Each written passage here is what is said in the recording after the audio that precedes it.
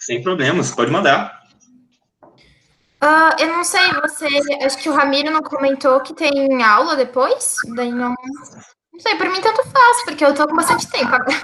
Começa, Alguém começa tem com o tema algum... de hoje. Começa com o tema de hoje, Ramiro, para ficar direcionado. A Dani guarda essa na manga aí quando. Tá ótimo. Então eu vou iniciar então com o meu complemento dele. Tá, Pode isso. ser? Pode, claro, sim, se tu acha a tua mais pro começo. Sim, vocês que mandam. Então, lembra de se apresentar no começo, Robson, e falar de onde tu é, que depois tu vai pro YouTube, pra posteridade. Pedir uns likes. Pede uns likes aí, segue o canal, clica no Toca o sininho, sininho. dá um pulinho, uma reboladinha e 2 voltinhas. Tá ótimo. Então eu vou iniciar a apresentação. Uhum.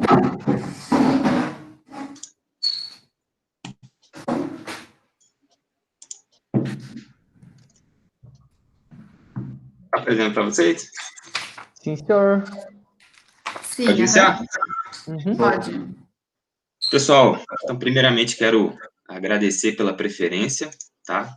Pela oportunidade de estar podendo compartilhar conhecimento com vocês. Meu nome é Robson, atualmente eu sou educador físico, trabalho na área da fisiologia do exercício, tenho pós-graduação na área e também, né, trabalho tanto na área da fisiologia quanto na área da biomecânica da corrida. Hoje o meu tema, né, como o combinado, né, do nosso contato no grupo foi colocar temas onde nós temos a oportunidade de discutir, né, ter mais conhecimento na área. Então, nada melhor do que comentar sobre biomecânica, falando do início da biomecânica, tá? Então, meu tema é um tema muito tranquilo, é um tema que eu gosto de dedicar mais para quem está começando a iniciar na área da biomecânica. É um tema que ele aborda muito um pouco da história e um pouco sobre o que é a biomecânica, diferenciando ela da cinemática e da cinética, tá bem? Ele é um paper que foi publicado por Tom Novacek, é um artigo razoavelmente antigo, de 1997, porém são temas que são relevantes até nos dias de hoje, então são temas bem legais a ser discutido, e eu acredito que vai agregar bastante no conceito aí da biomecânica, no entendimento de vocês. Então, abordando um pouco sobre a introdução, então, a biomecânica, ela surgiu primeiramente no ano de 1936, né? Foi nesse ano que surgiu a primeira hipótese relacionada à marcha e à corrida, né? Isso se deu pelos irmãos Weber, que definiu naquela época 150 possibilidades de se avaliar ambos, né? A marcha e a corrida. E a partir daí, né, se deu ali aquela primeira interrogação, né, como avaliar a marcha e a corrida. E a partir de 1836 começou-se a se interessar mais para esse tipo de avaliação.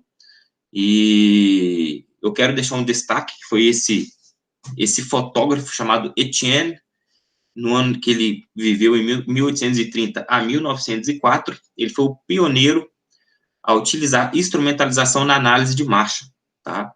Então, ele foi o primeiro a empregar a fotografia e usá-lo numa verdadeira ferramenta ferramenta fotogramétrica. E também foi um dos primeiros a utilizar a plataforma de força, ou seja, ele construiu e projetou a sua plataforma de força. Existe, inclusive, uma história bem legal envolvendo esse fotógrafo, não sei se vocês conhecem, que é relacionada à corrida de cavalo. Vou abordar rapidamente só para vocês terem conhecimento de como teve, né, essa ideia de se avaliar a marcha com fotografias. Então, nesse tempo, 1830, 1904, um grupo de amigos, eles apostaram, né, uma pessoa desse grupo de amigos apostou que o cavalo voava. E o pessoal entendeu, né, que isso era dinheiro ganho, porque cavalo não voa. Então, ele teve que provar que cavalo voava nessa época. E com isso ele conversou com esse fotógrafo, explicou a situação da sua aposta, e a partir daí, este fotógrafo comprou a ideia dele e começou a estudar o movimento do cavalo. e a partir daí ele colocou várias câmeras enfileiradas, e o cavalo passava em frente a essas câmeras, e quando o cavalo passava na primeira, a câmera, ela disparava sozinho, né? Tinha um modo automático, a câmera disparava. Passava na segunda, disparava, e assim sucessivamente até o final. Quando esse fotógrafo pegou todas essas imagens e foi avaliar essas imagens, identificou que realmente tinha um momento da marcha que o cavalo ficava no ar, né? Ou seja, voando. Então, a partir daí surgiu essa ideia de que o cavalo voava, esse amigo conseguiu provar e, enfim, ganhou a aposta. Só para mudar um pouco aqui o rumo da conversa. E com o passar do tempo, houve-se uma explosão, né, por esporte, interesse em esporte, interesse em estilos de vidas mais saudáveis. E aqui eu vou abordar um pouco da corrida, que é o nosso tema de hoje, tá bom? Então, a corrida, houve-se um ganho muito grande de adeptos, né, do passado até o dia de hoje. Se tem muitas pessoas que têm a opção de correr, até por ser um esporte barato, você pode correr na frente da sua casa, então com o tempo foi se aumentando os adeptos, né, de corrida. E com isso também aumentou o número de pesquisas. Então hoje, se você for pesquisar um tema, seja ele lesões, seja ele estilo de vida, você vai ver que tem vários artigos, vários estudos explicando um pouco sobre esse tema, tá bem? E o tema hoje que mais se comentam é relacionando a prática da corrida com as lesões que ela acomete, tá bom? E graças a esse estilo de pesquisa, né, essa quantidade alta de adeptos a pesquisas na área da corrida, foi se potencializando os avanços técnicos, ou seja, fomos ganhando mais tecnologia e cada vez mais se incluiu câmeras mais eficientes e sistemas de marcadores mais precisos, algoritmos mais precisos. Ou seja, viram que estava aumentando a demanda, viram que estava tendo mais informações e naquele tempo o sistema não estava dando conta. Então, cada vez mais se tem aí um sistema novo no mercado que oferece informações muito mais precisas. Aqui eu vou abordar um pouco sobre o ciclo da marcha, tá? E quando se fala em ciclo da marcha, você tem a seguinte pergunta: como que uma pessoa sai de uma posição estática a uma velocidade máxima em poucos segundos durante um sprint? Ou como utilizar a caminhada e a corrida como estratégia de locomoção? Ou seja, como você identifica um corpo na posição estática e em poucos segundos ele alcança a velocidade máxima, e como se comporta a mecânica na posição estática e como se comporta a mecânica na corrida, e como utilizar essas duas mecânicas como estratégia de locomoção, certo? Então, a partir daí foram feitas, né, diversas comparações e pesquisas, comparando tanto a caminhada e tanto a corrida, e se identificou que um exemplo, né, de comparação seria a posição de retropé para a posição de antepé. Ou seja, quando você está em uma posição de caminhada, você está em uma posição mais de retropé. Ninguém caminha com a posição de antepé. Quando você sai da posição de caminhando e vai para um sprint, uma velocidade máxima, a tendência é que o corredor ele alterne o seu padrão de aterrissagem para a posição de antepé. Então, isso foi se identificando e foi se feito diversas comparações. Por exemplo, essa imagem aqui abaixo, nós identificamos o início, né, antes do ponto A, a caminhada, e após o ponto B, o sprint. Ou seja, de um ponto A até um ponto B, se tem uma alteração da mecânica totalmente diferente. Então, ou seja, como você vai utilizar essa mecânica como uma estratégia de locomoção. E o ciclo da marcha é uma unidade básica, certo, que serve para analisar a marcha. Ou seja, ela é uma unidade que você consegue ter informações e a partir dele você consegue mensurar valores da marcha e da corrida. O ciclo da marcha começa quando um pé entra em contato com o solo, e ela só termina quando esse mesmo pé entra em contato com o solo novamente, certo? Então, durante esse período, quando o pé entra em contato e quando ele entra em contato novamente, você tem esses dois períodos, um período de fase de apoio e um período de fase de balanço. A fase de balanço, ela só começa a partir do momento que ocorre o despregue dos dedos com o solo, certo? Quando o pé ele sai do solo, que se chama normalmente toe off. A partir daí se inicia o ciclo de balanço e ele termina quando o pé encontra no solo, o solo novamente. Aqui se tem duas imagens, certo? Uma de uma marcha e a outra da corrida. Então aqui a gente consegue identificar uma posição totalmente diferente uma da outra, certo? Então, aqui em cima a gente identifica uma criança caminhando e sempre a posição de retropé, certo? E quando eu abordei a história do cavalo, a gente vê que, ó, por exemplo, uma pessoa correndo, aqui em ponto 3, chega um momento que os dois pés estão no ar, né? Seria a fase de voo. Então, a partir daí, pegando essa informação, conseguiu-se provar que o cavalo voava.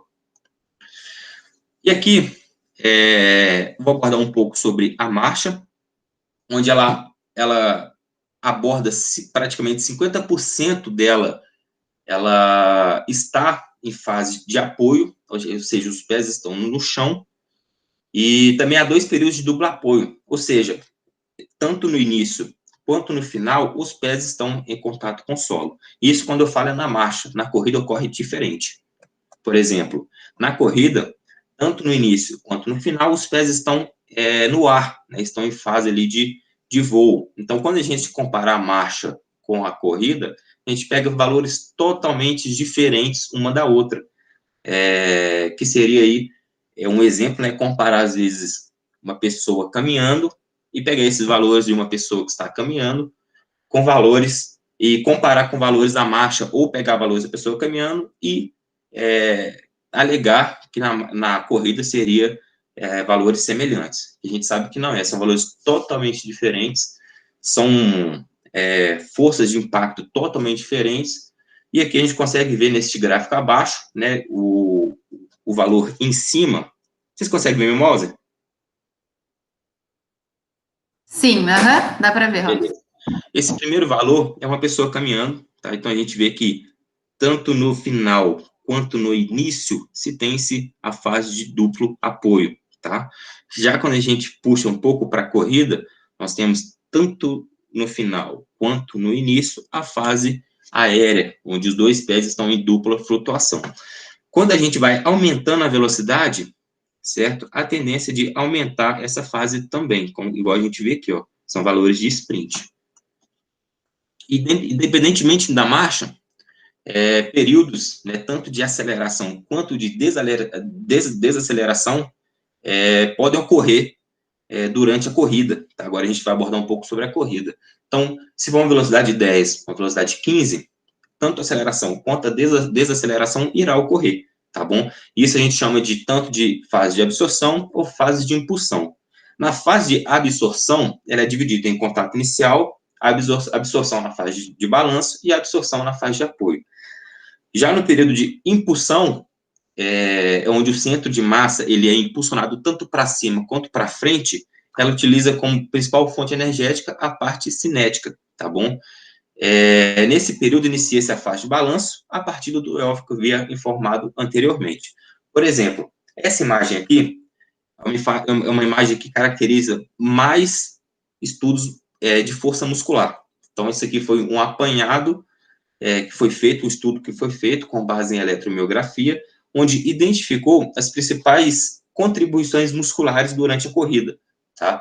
E aqui nós identificamos tanto os hamstrings e o gastrocóleo, ou gastrocnêmio, ou musculatura solear, onde tem uma maior contribuição na fase de apoio, tá? Queria puxar até um gancho para o que o Gui apresentou na semana passada, né, que foi aquela situação da contribuição muscular, às vezes uma impulsiona para frente, outra impulsiona um pouco para trás, e que a gente vê duas musculaturas com informações bem diferentes. Por exemplo, os hamstrings têm a função no ato da aterrissagem, ela puxa para baixo e para frente. Já quando a gente fala de musculatura de gastrocnêmio solear, ele puxa para cima e para frente. Ou seja, onde eu estou querendo chegar?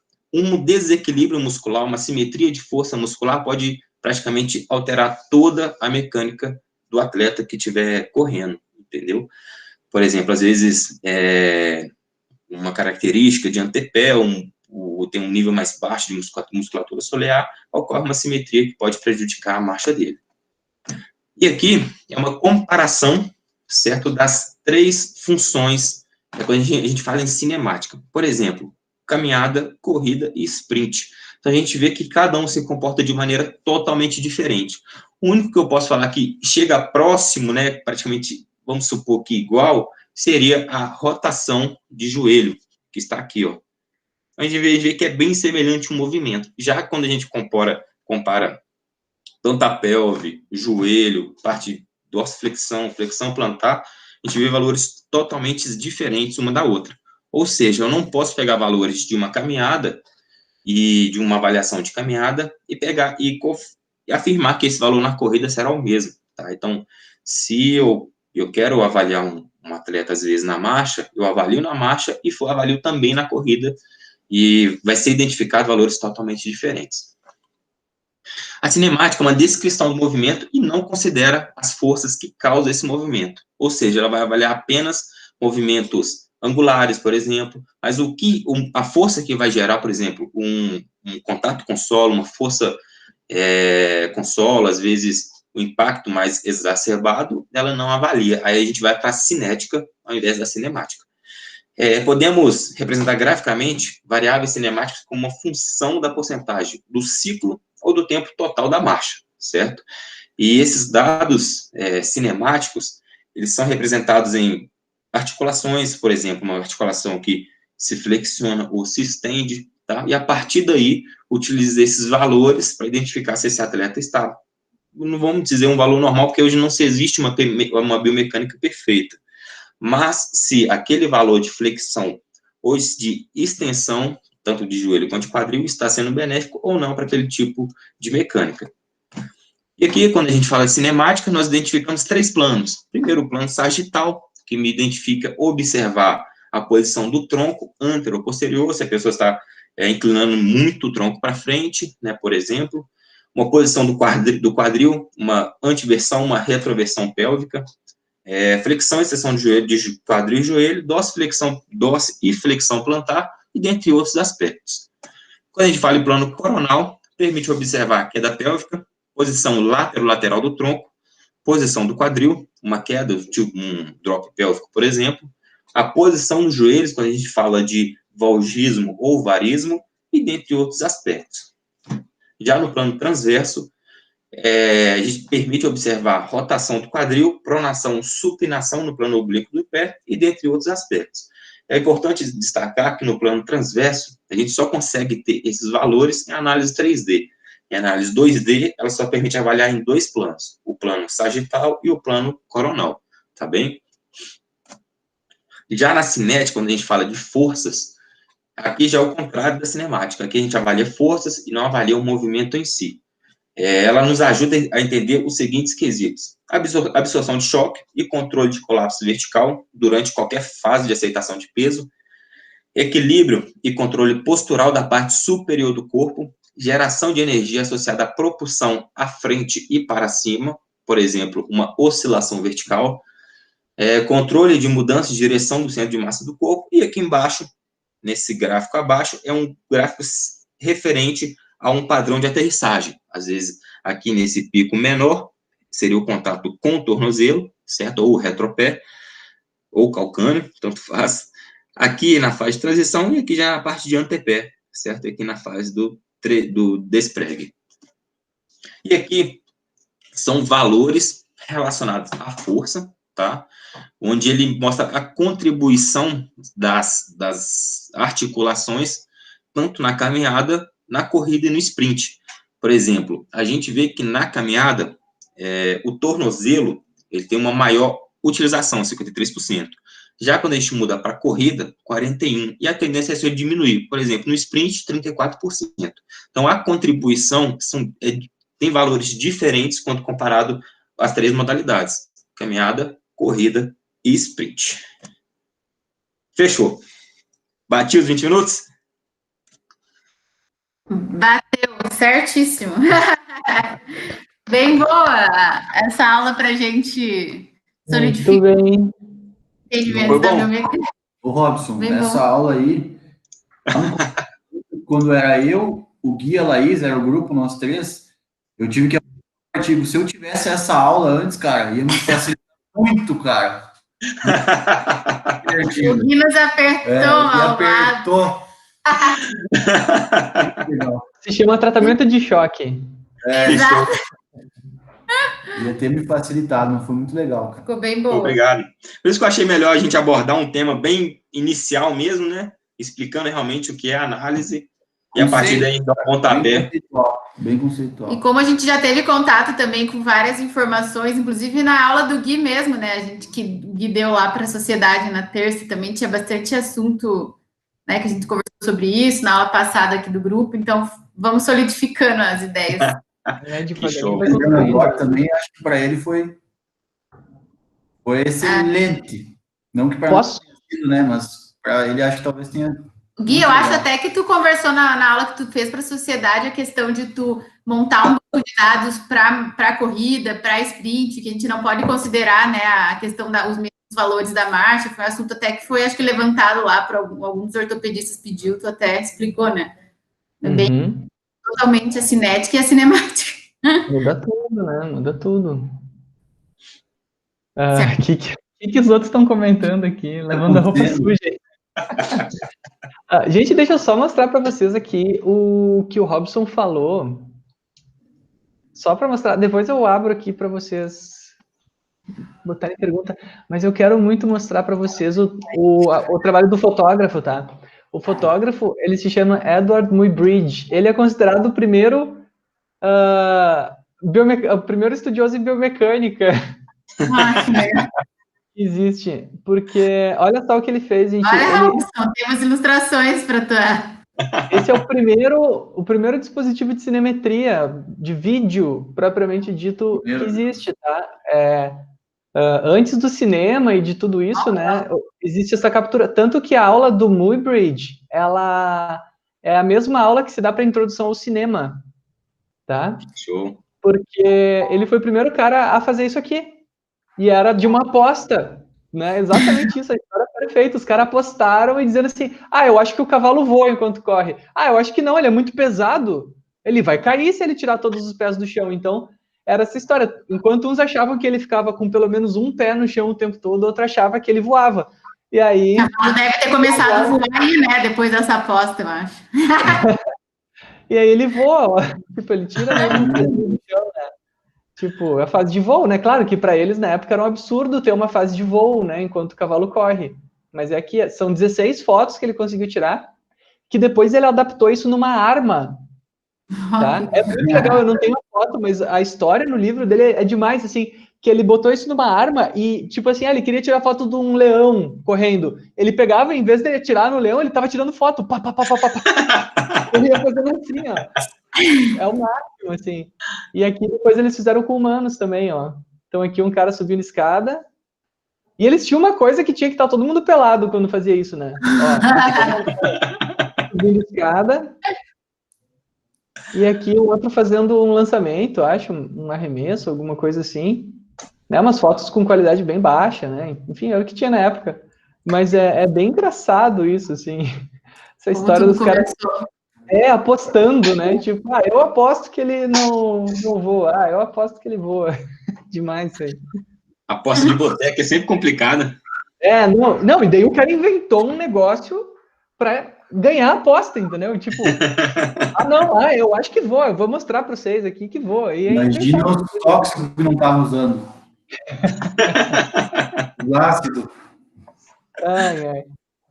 Mas muito bem, seu Robson, acho que foi muito bem na fala, acho que estava bem conciso, conseguiu apresentar ali de forma objetiva o conteúdo.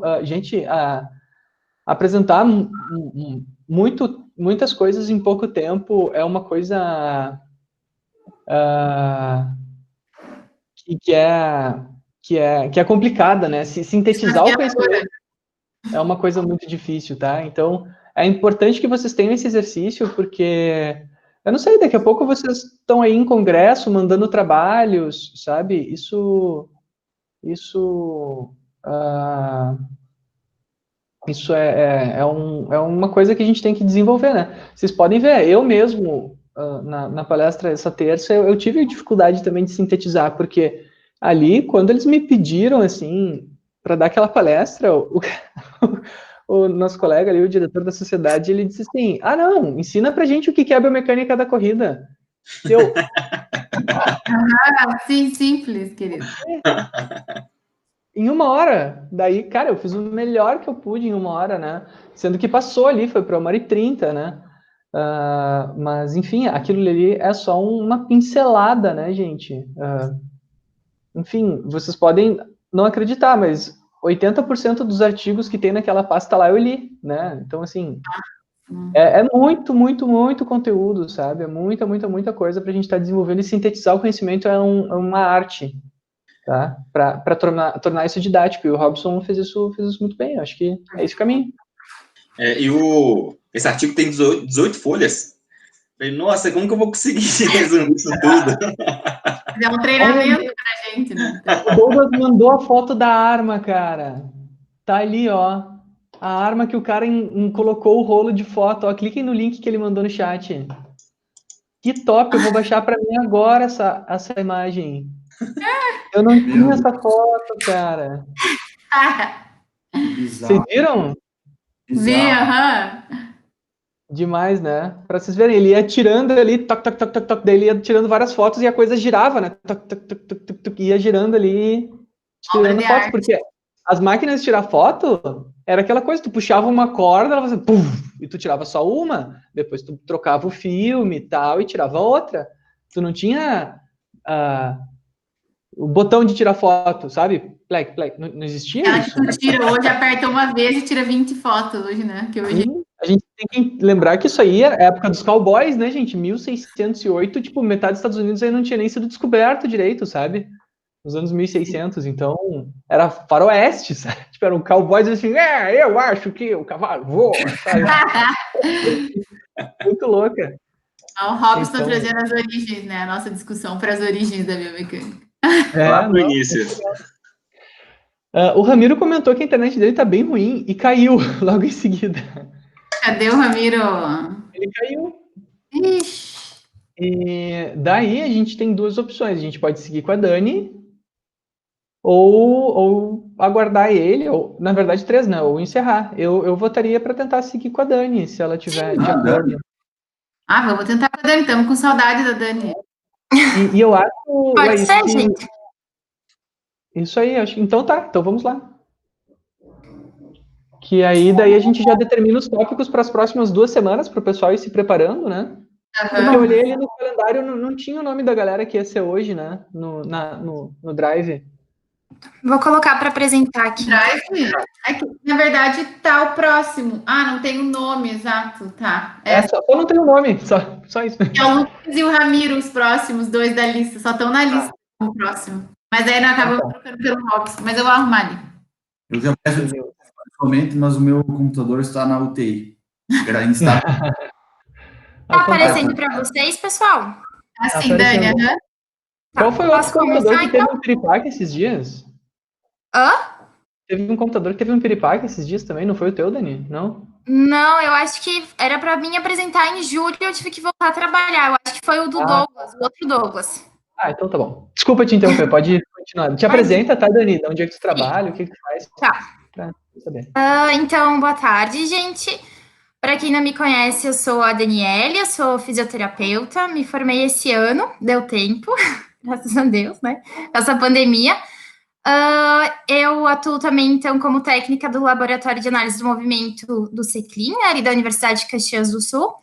E no outro turno, então, eu atuo como fisioterapeuta, então, numa clínica que tem mais ou menos um foco mais em neuropediatria e também a parte de traumatortopedia. Bom, então, o artigo que eu vou apresentar vai ser uma revisão sistemática sobre os fatores biomecânicos associados às lesões relacionadas à corrida, e esse artigo ele foi publicado no ano de 2019. Bom, então, como introdução, o artigo destaca, né, que as principais lesões que ocorrem em relação à corrida são lesões de uso excessivo. Dentro dessas lesões, encontra-se a síndrome da dor patelofemoral, a síndrome da banda iliotibial, a síndrome do estresse tibial, tendinopatia de Aquiles e fascite plantar.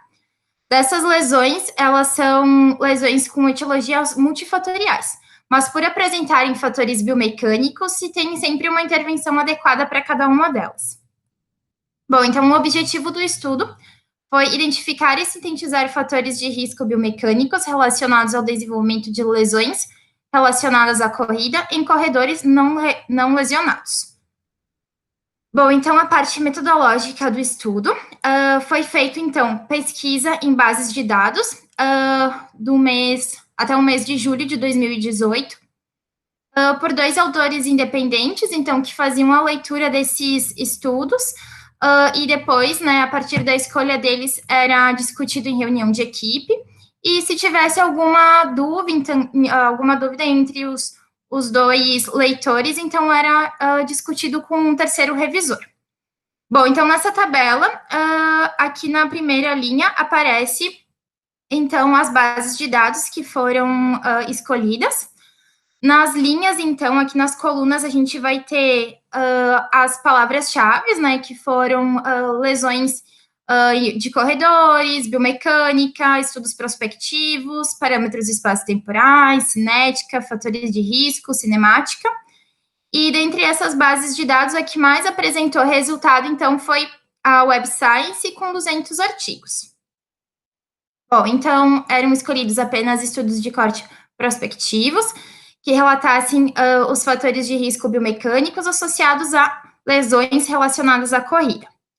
Entre os critérios de inclusão, então, corredores sem lesão, que foram prospectivamente monitorados quanto a lesões relacionadas à corrida, participantes acima de 16 anos, parâmetros cinéticos, cinemáticos ou espaço-temporais que fossem avaliados nos estudos, os resultados que tivessem, então, uma combinação com medidas cinemáticas e cinéticas, então, os momentos articulares, impulsos articulares e rigidez articular.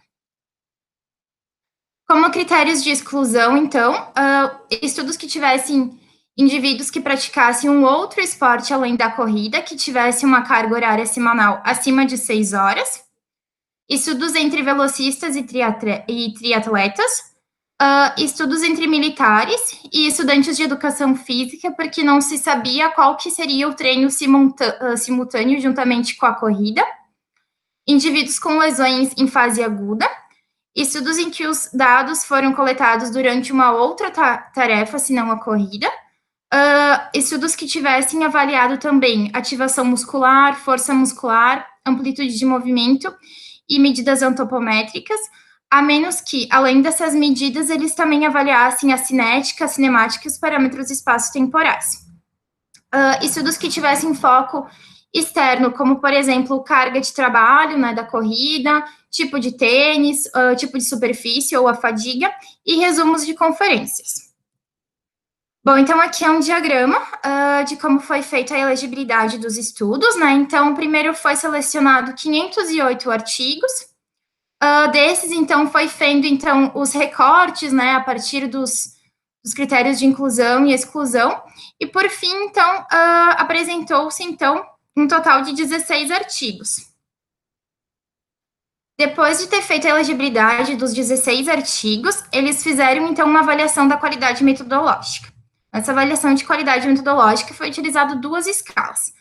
Uma era o índice de qualidade de Downs e Black, em que tem alguns critérios que eles pontuam. Por exemplo, 1 ponto significa sim, era um artigo que estava de acordo, 0 não tinha uma boa pontuação, era não, para aquele critério que eles avaliavam na escala. Então, a partir de acima de 11 pontos, eram considerados artigos de alta qualidade. Artigos entre 6 a 10 pontos, moderada qualidade, e abaixo de 5, então, baixa qualidade. A outra escala, então, avaliava o risco de viés. Então, também era pontuado com 1 e 0, e depois era colocado, então, em porcentagem. Então, porcentagens abaixo de 50% eram estudos com alto risco de viés, e artigos com acima de 51%, então, baixo risco de viés. Aqui, então, tem a tabela que demonstra a escolha dos artigos. Então, essa aqui primeiro vai ser aquela escala de qualidade, né, do índice de qualidade.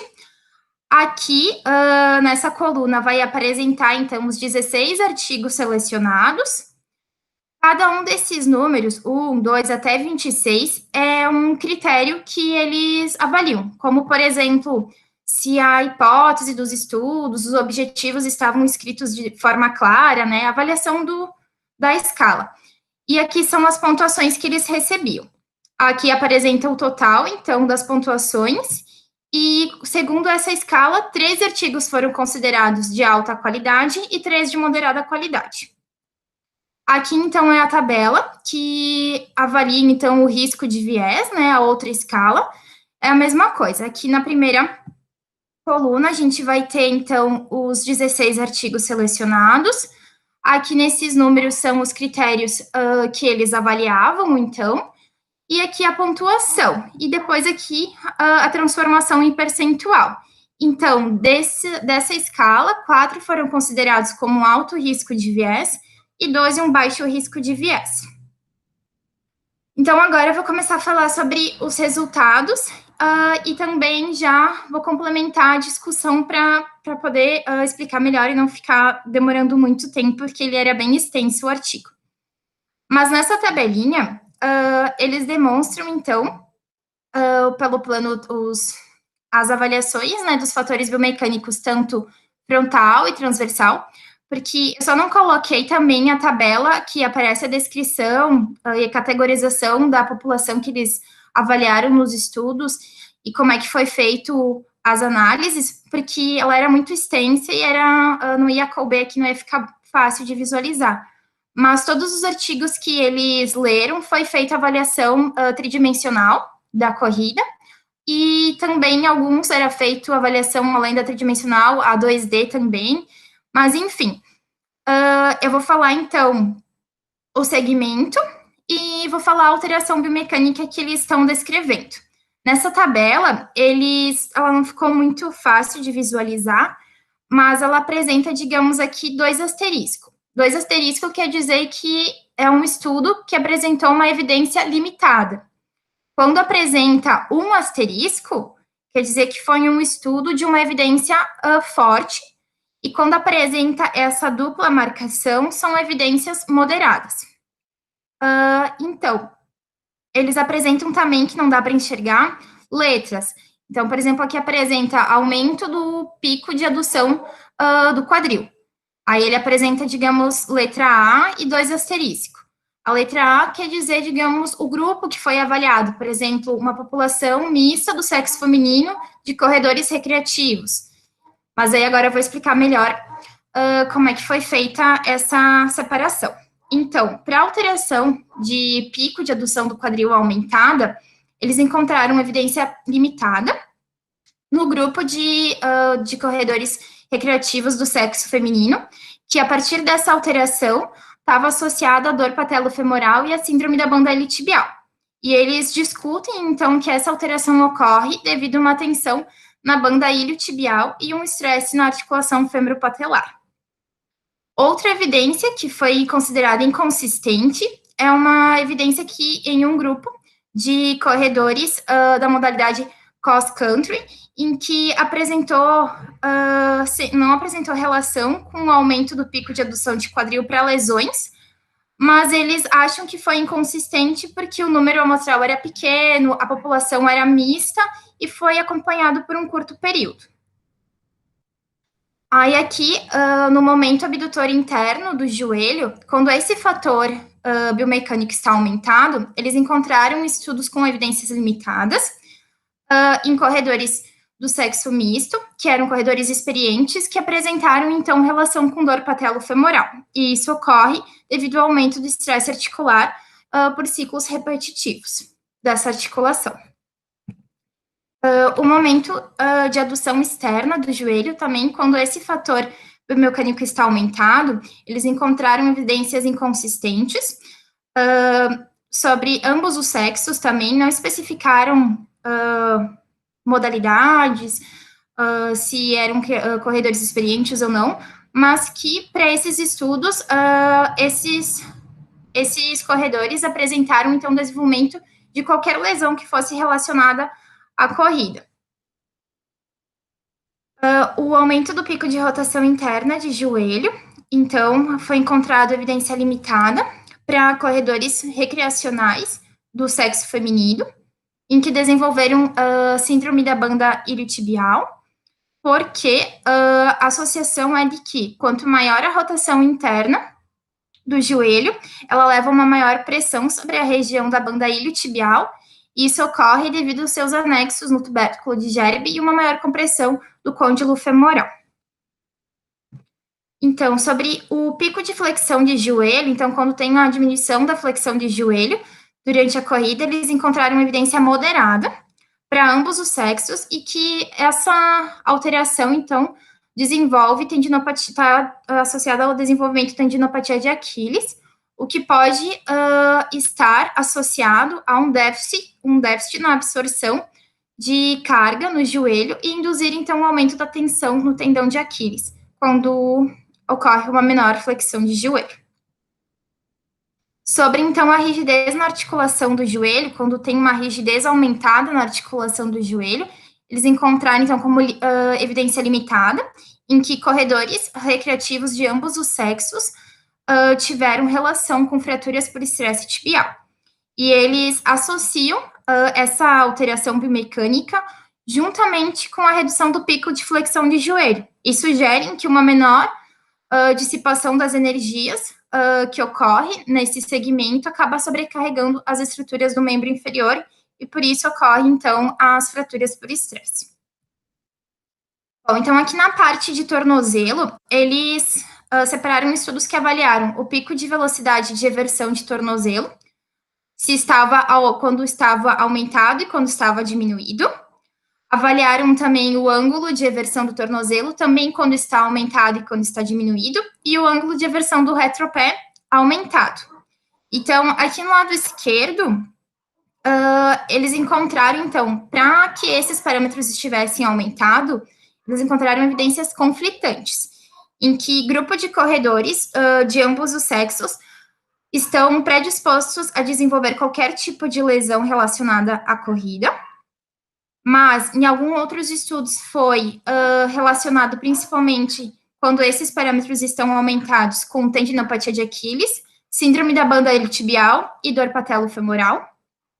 E quando esses parâmetros estão reduzidos, eles encontraram evidências inconsistentes, pois também corredores, em alguns estudos, apresentou corredores de ambos os sexos que podem estar predispostos a sofrer qualquer tipo de lesão relacionada à corrida. Seguindo pelo tornozelo, então, um pico de dorsiflexão do tornozelo reduzido. Eles encontraram, então, uma evidência muito limitada, em que corredores recreativos de ambos os sexos têm, então, também uma predisposição a desenvolver tendinopatia de Aquiles. A lógica seria muito especulativa ainda, não se tem dados muito fidedignos, pois essa alteração pode estar principalmente relacionada a outros movimentos compensatórios, não exatamente a redução da dorsiflexão de tornozelo, mas um dos padrões compensatórios que eles relatam é a eversão do retropé. Outro parâmetro, então, é o pico de impacto vertical, quando esse está aumentado. Eles encontraram evidências limitadas em grupo de corredores de ambos os sexos, tanto um grupo de corredores iniciantes e corredores recreativos, que tem uma predisposição de desenvolver qualquer lesão relacionada à corrida. Então, aqui não foi dividido se pode desenvolver mais dor patelofemoral ou outra lesão, mas que ele está relacionado com diversas lesões. E que aqui também é o que o Gui comentou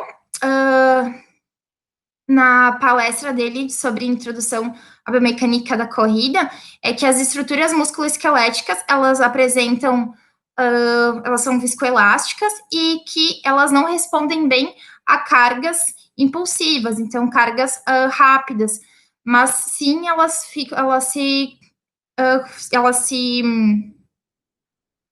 ficam melhor quando são cargas graduais. Bom, então, sobre outro fator biomecânico, que seria o pico de pressão plantar aumentado, eles encontraram resultados com evidências limitadas também para corredores de ambos os sexos, que estão relacionados, então, à dor patelofemoral, tendinopatia de Aquiles, fascite plantar e síndrome do estresse tibial. Agora, chegando na parte dos parâmetros espaço-temporais, a cadência, quando essa está aumentada, apresenta evidências limitadas, em que corredores de ambos os sexos da modalidade cross-country, que eles avaliaram, apresentaram associação com dor anterior no joelho, mas que é uma questão de fácil intervenção mudar a cadência dos corredores. O tempo de contato com o solo também é outro parâmetro que eles avaliaram. Quando esse está reduzido, eles encontraram evidências limitadas também em corredores iniciantes do sexo masculino, e eles relacionaram que eles estão suscetíveis a sofrer qualquer lesão relacionada à corrida, mas essas lesões ocorrem por uma associação com a fase de contato inicial ser mais rígida. E o estudo conclui, então, que os fatores de risco biomecânicos não se aplicam a um estilo de biomecânico de corrida perfeita, então não existe a corrida perfeita, que esses fatores de risco, eles devem ser interpretados dentro de uma estrutura biopsicossocial, com uma equipe multiprofissional, e deve ser visado, então, reduzir o risco de lesões, e as intervenções, então, elas devem ser direcionadas a um corredor individual, que as variáveis biomecânicas que são relacionadas à corrida, elas dependem em grande parte da população e estudo, e do tipo de lesão, porque nos estudos que eles encontraram, era muito heterogêneo, as populações, a forma da metodologia, e por isso que não se encontra evidências fortes, e que pesquisas futuras são necessárias para confirmar se a modificação dessas variáveis vai ajudar na prevenção e na reabilitação dessas lesões. E obrigada. Eu tenho uma dúvida. Bem bom, Dani. Talvez vocês possam. Quando você fala em rigidez do joelho, você está se referindo ao delta de flexão e extensão do joelho? É uma das formas de medir. É uma das formas de medir. Ele falou alguma coisa, acho que eu não ouvi. Travou aqui. Assim, ele não especificava o que seria, como eles avaliaram a rigidez da articulação do joelho, mas eles interpretaram como uma associação com a diminuição da flexão, né, do joelho. Tá. A rigidez, eu acho que o Iago ia ser até melhor para explicar do que eu, porque isso é um conceito bem difícil de explicar, assim. A variação do ângulo em função da força, tá? Então, por exemplo, assim, tu olha o quanto variou de força e o quanto variou de ângulo num determinado período de tempo, tá? É como se fosse uma mola, sabe? Para te conseguir espichar uma mola, tu tem que fazer força. Ela não espicha sozinha, né? Então, quanto mais rígida é uma mola, o que acontece? Mais força tu tem que fazer para ela se mexer. Tá? Então, que isso é o grau de rigidez dela. Então, a gente pode estimar isso no corpo humano, ou seja, se a força está muito alta e está se movendo muito pouco o joelho, a força de reação do solo está muito alta, e o joelho está se movendo muito pouco, está tendo um delta angular baixo, se diz que ele é mais rígido. Então, eu posso diminuir a rigidez de duas formas, ou aumentando mais o meu ângulo, né, de flexo e extensão do joelho enquanto eu corro, ou diminuindo a minha força de impacto, a minha taxa de força. É uma medida que eles inventaram para botar as duas coisas juntas, sabe? Não sei se eu consegui ser claro, porque esse é um conceito difícil, até para mim foi difícil de entender, assim. Não, mas ficou claro. Ficou? E, Dani, esse estudo, foi uma revisão, isso que inicialmente começou com 500 e poucos artigos e chegou em 16 artigos. Isso que tu falou? Isso. Eram artigos que as pessoas não tinham lesões. Eles estavam avaliando alterações biomecânicas que pudessem estar relacionadas. Isso, eles pegaram estudos prospectivos apenas, e eles compararam também na discussão, eles comparam com estudos retrospectivos e para fazer essa discussão. Mas, sim, era... Minha dúvida é se eles tinham acompanhado exatamente estudos prospectivos, que a gente Isso.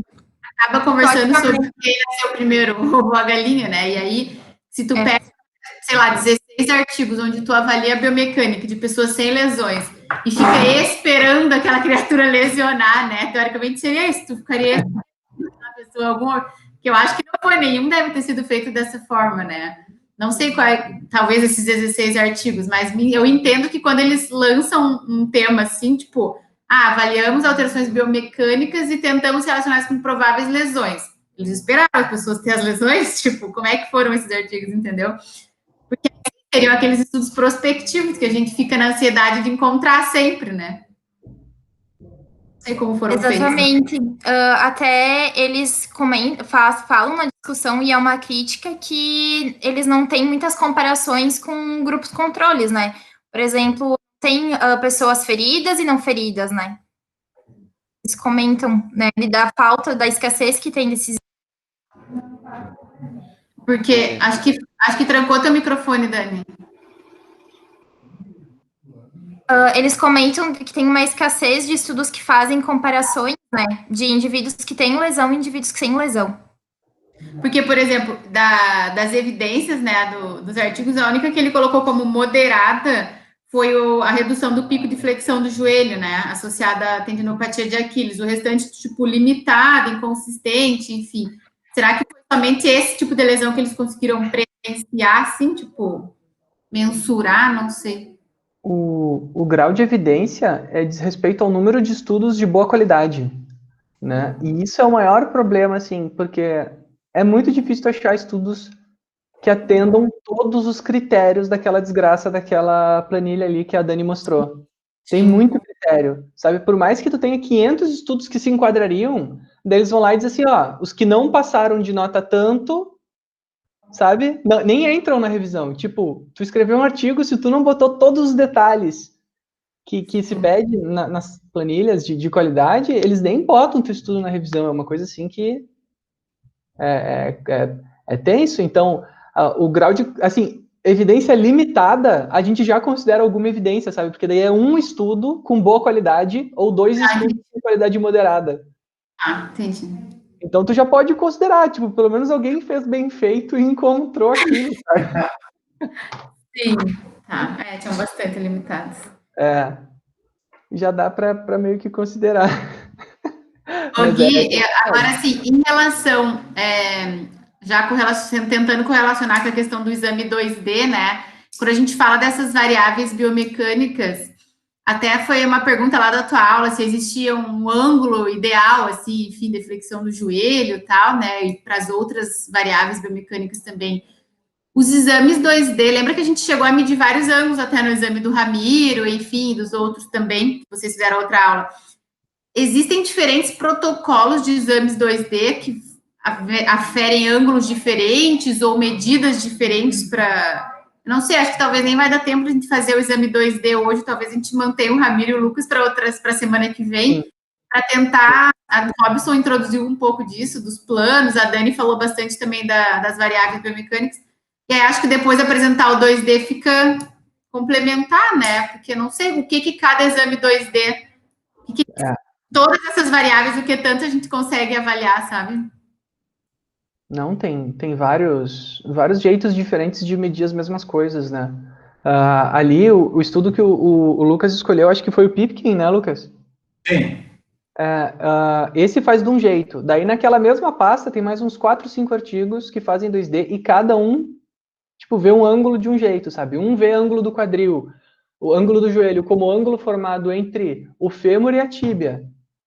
E a gente sabe que isso está errado. O ângulo do joelho é, na verdade, o ângulo de projeção para fora do joelho em relação à tíbia, porque 0 é com o joelho estendido, né?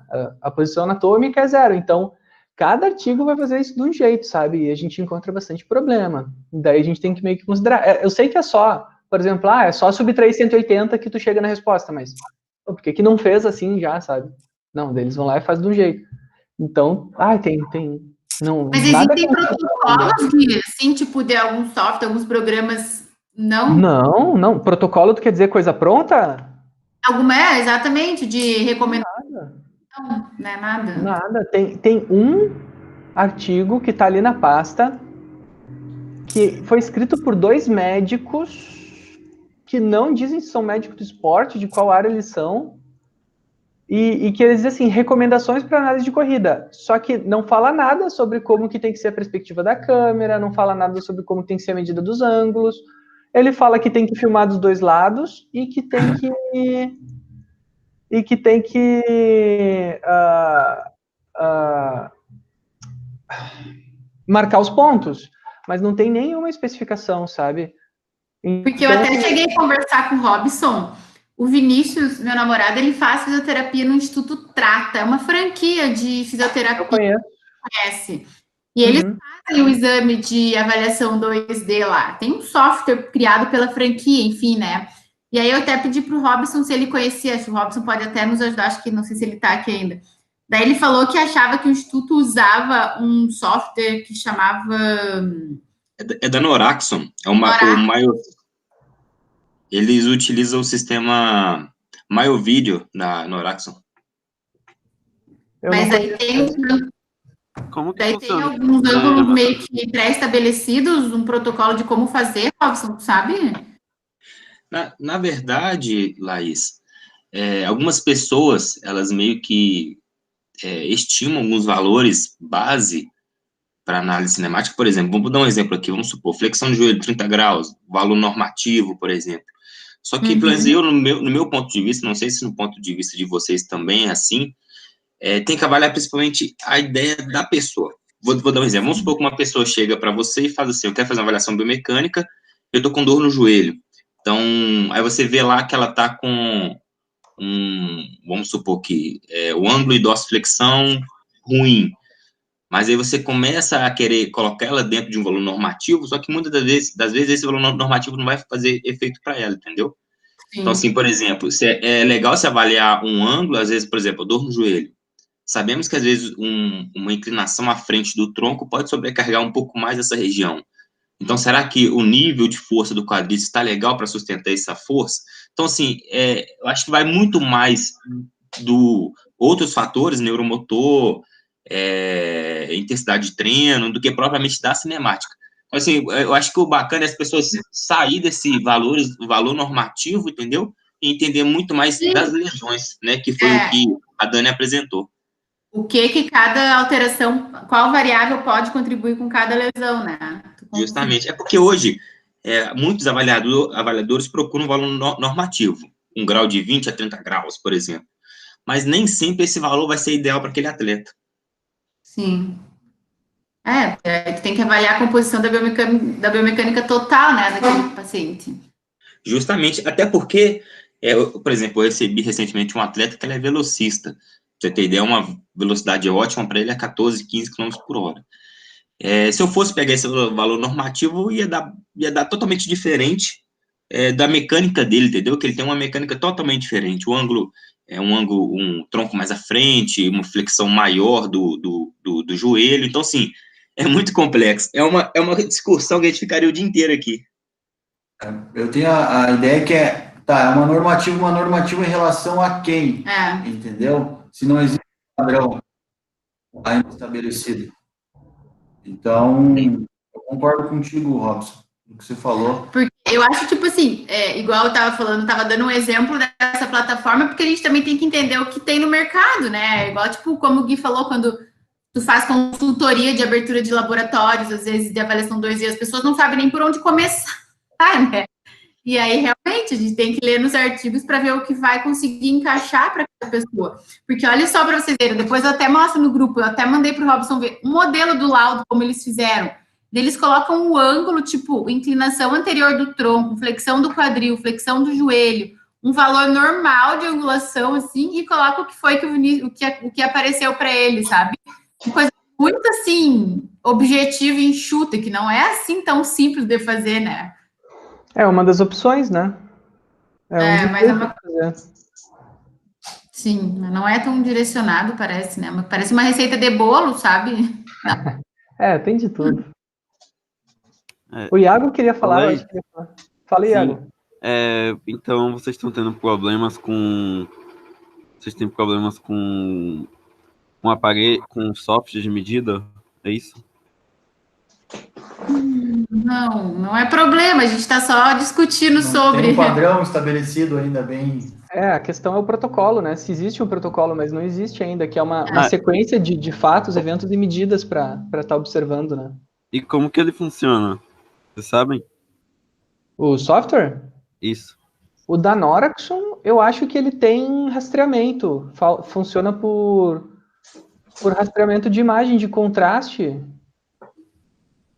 Eu não sei, ele faz gráfico... Robson, tu sabe se esse da Noraxon faz gráfico? Faz sim. Deve ser por rastreamento de imagem. Ele faz o rastreamento por meio das esferas retroreflexivas. Das bolinhas, né? Justamente. E gera o valor de... É como se fosse o DAC9 que nós utilizamos esses dias, só que ele já vem automático, entendeu? Mais fácil, né? Justamente, ele utiliza duas câmeras. Uma câmera de 100 Hz um marcador também. E uma câmera de 250. Comprou? Então é a câmera do aplicativo, do software. Tem uma câmera pro software. Isso, é uma câmera específica da própria marca, né? Eu acho que a empresa fornece essas câmeras. Entendi. É que no núcleo de tecnologia que eu trabalho, também tem um software que desenvolveram, só que ele dá para fazer medidas de ângulo também e outras medidas de movimento,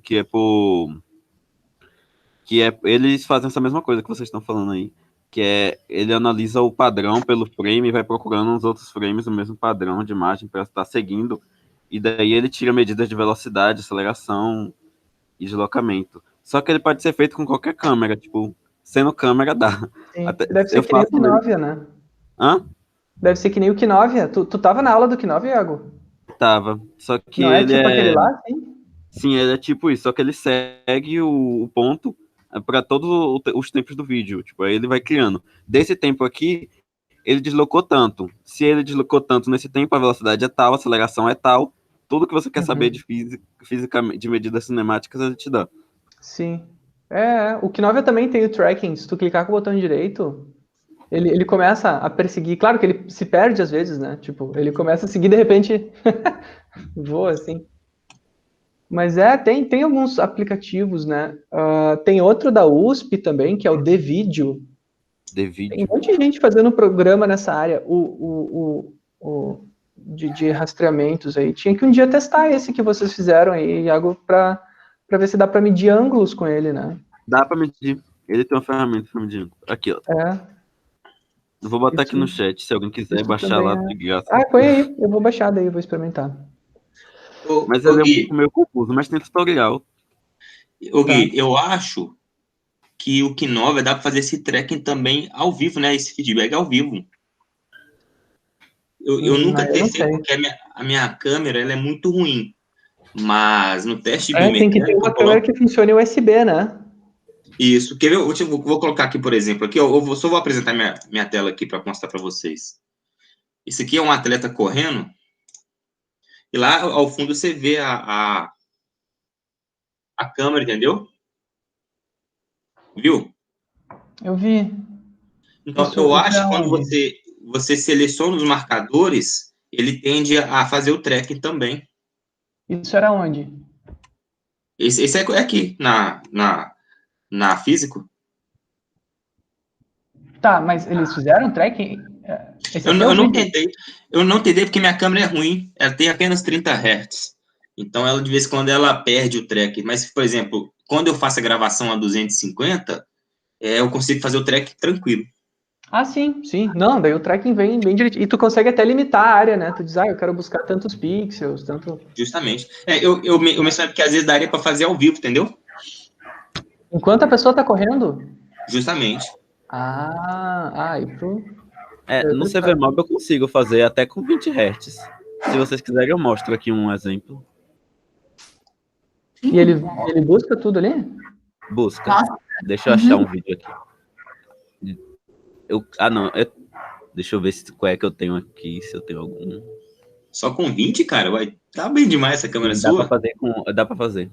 Ele consegue, porque a depender do tamanho do marcador e do tamanho da velocidade que você vai atingir. Então, se for para corrida que vocês estão trabalhando, eu não sei. É que os marcadorzinhos tem que lembrar que eles ocupam ali meia dúzia de pixel na tela, né?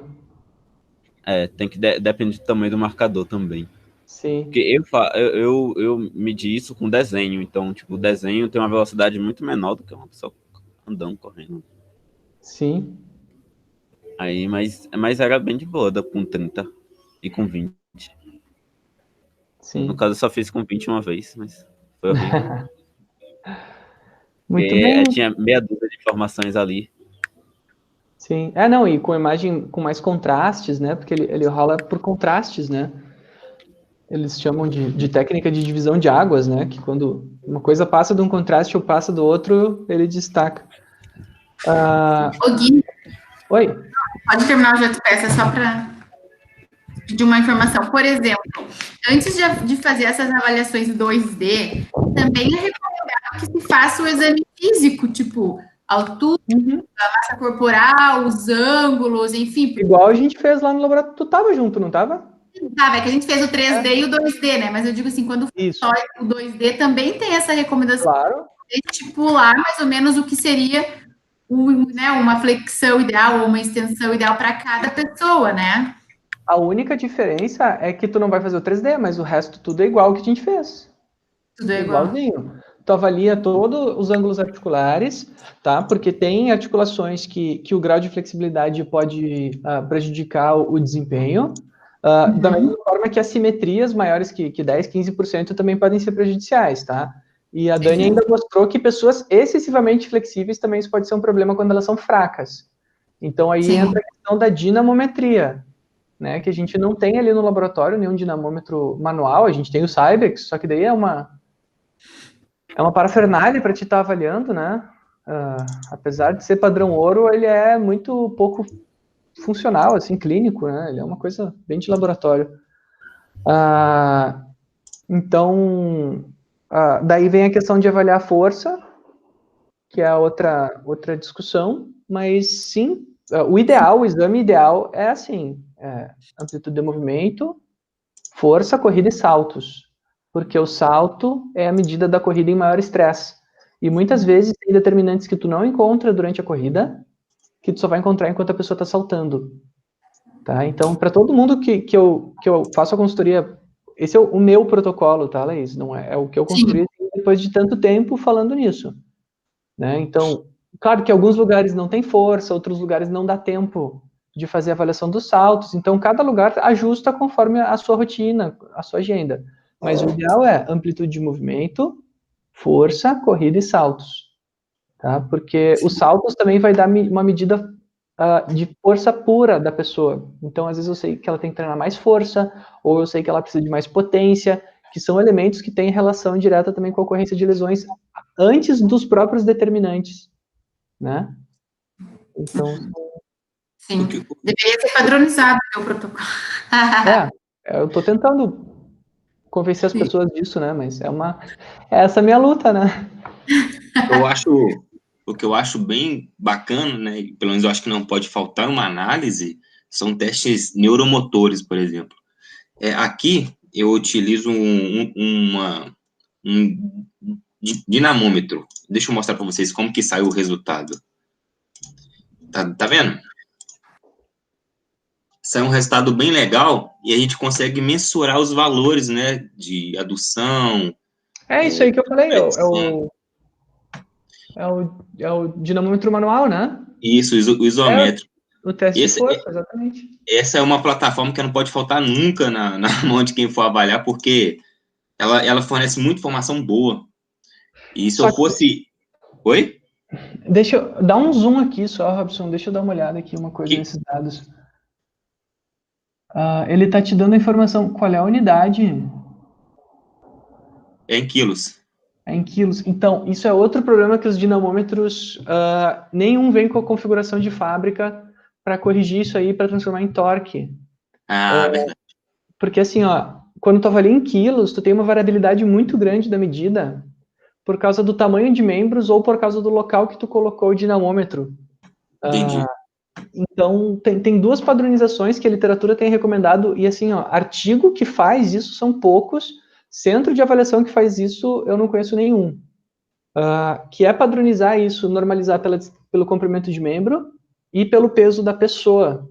Assim, esse passo que tu tá dando, ele já é um passo, assim, muito bom, sabe? Que, assim, poucos lugares fazem, sabe?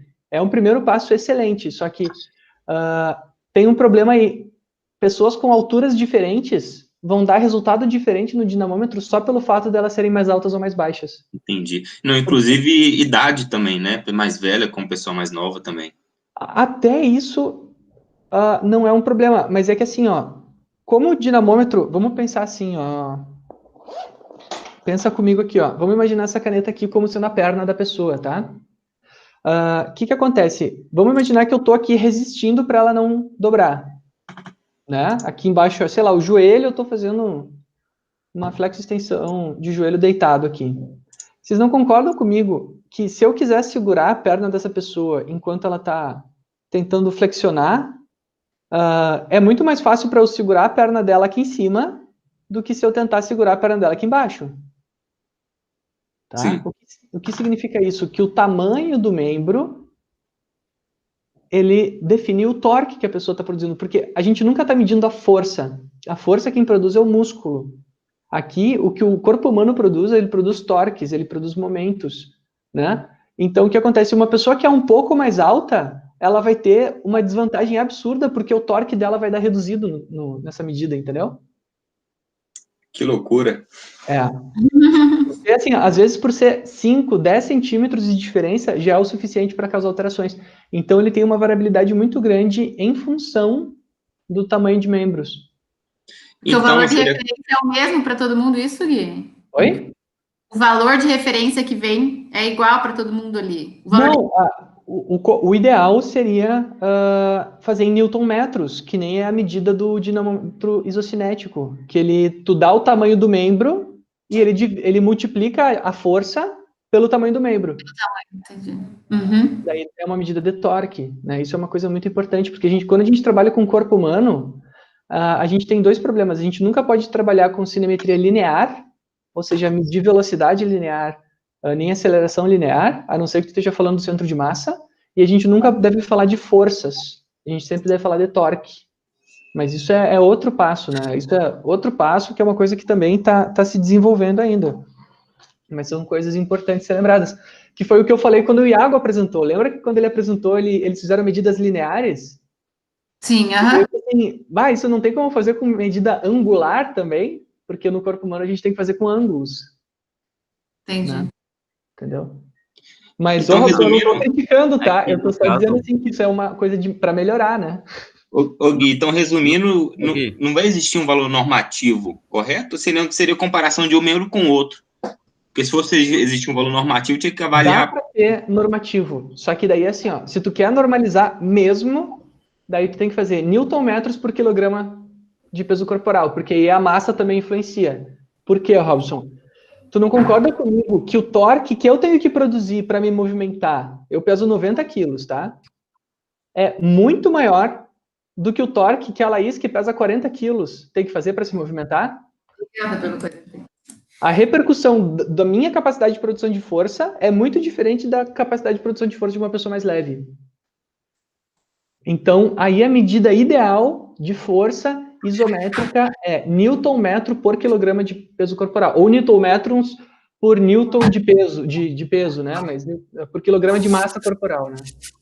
Entendi. É a medida ouro daí. Daí, sim, e tem alguns artigos que fazem, o artigo que a Dani apresentou, a primeira vez que ela apresentou, eu adorei aquele artigo porque eles foram muito cautelosos, são todos pesquisadores... Uma coisa assim... Lembra qual é a universidade, Dani? E eles cuidaram, eles tiveram um cuidado, assim, perfeito de fazer newton-metro por quilograma. Foi assim, eu achei o máximo. Agora, eu não entendi isso do porquê as medidas lineares ficariam erradas, tipo, por exemplo, se você está falando, se você quer dizer, mensurar a força que a pessoa exerce no chão quando ela vai lá e está correndo e pisa no chão. não teria como falar de torque nisso, porque o torque é o que a perna dela tá fazendo, mas, tipo, o contato é a força, porque só tem contato. Agora, por exemplo, nas medidas que eu fiz, eu não fiz medida de força, né? Então, só fiz de velocidade e deslocamento. Mas porque isso é em 3D, porque 3D dá para fazer, tipo, dá para mensurar tudo só com os números das coordenadas. Agora, como assim que eu tinha que mensurar isso pelo torque? Tipo, não pelo torque. Não, eu estava perguntando se tinha como fazer com as variáveis angulares, né? Porque, por exemplo, eu tenho uma pessoa correndo, tá? Se eu quero descrever o movimento dela, eu nunca vou descrever que a perna dela tá 10 centímetros para cima, 5 centímetros para o lado e 12 centímetros para frente. Né? Eu vou descrever o quê? Como a gente está falando do corpo humano, a gente escreve em ângulo. Então, tu tem que escrever o joelho está a 40 graus e 10 graus de abdução. Entendeu? O sistema de coordenadas é outro, completamente diferente. Sim. Eu acho que dá para converter, só que para análise de dados, que é aquela coisa de separar em elementos de movimento, não daria para fazer com ângulos. Porque, inclusive, foi uma das primeiras coisas que pensaram. No dia da sua palestra, da sua apresentação, nesse mesmo horário, meu professor estava dando fazendo uma apresentação também, falando da história disso. Eu nem mandei lá no grupo, porque eu sabia que vocês iam ter no mesmo horário. Inclusive, eu fiquei com o olho, quase zarolho, assim, com o olho para um lado.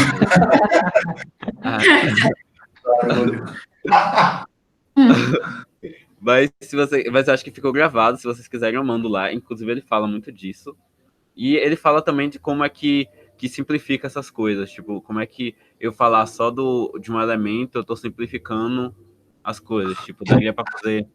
Ele fez um robô imitar a marcha humana com 16 dados.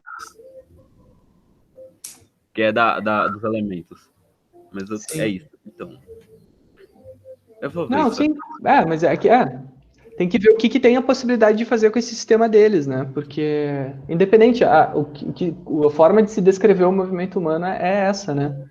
É como a Sociedade Internacional de Biomecânica prediz. Inclusive, isso é uma coisa que Isso tem protocolo, né? A Laís perguntou se tem protocolo. Para descrever o movimento, a gente tem protocolo hoje, inclusive, de como apresentar isso.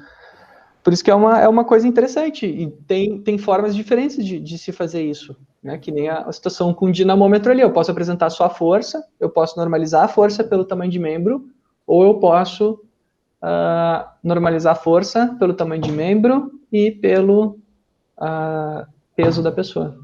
Tudo é possível. Acho que é isso, né, gente? Já 4 horas? Sim, a apresentação foi no tempo certo, a gente está se estendendo nas discussões. Não, isso é bom também, isso é bom. Mas eu achei legal porque, tipo, casa um pouco o tema que o Robson disse, quais são as variáveis cinemáticas que a Dani disse, e aí na semana que vem o 2D vai ver como cada um avalia, né? Certo? E o Ramiro vão trazer. Qual dinamômetro que tu tem, Robson? Tá desligado o seu microfone. Acho que ele não tá mais ali. Eu tenho Microfet. Microfet, é um laranjinha? Não, ele é branco. É branco? Que tem formato de cone, assim, né? Isso. Só que o meu, ele é com fio, né? Esse com cone, ele é sem fio. Legal. É muito bom. Não, acredito. Sincero. A gente queria ter um desse lá no laboratório, ainda não consegui. Eu pedi dinheiro para comprar, não veio. Esse foi uma oportunidade. Eu comprei usado do Vitor, do CAFT.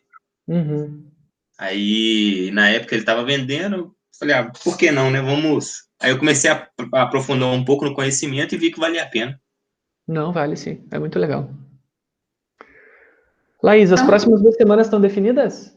Sim, daí ficou o Lucas e o Ramiro semana que vem para exame 2D, né? Pode ser versus 3D, como o Ramiro quiser, mas o tema seria 2D.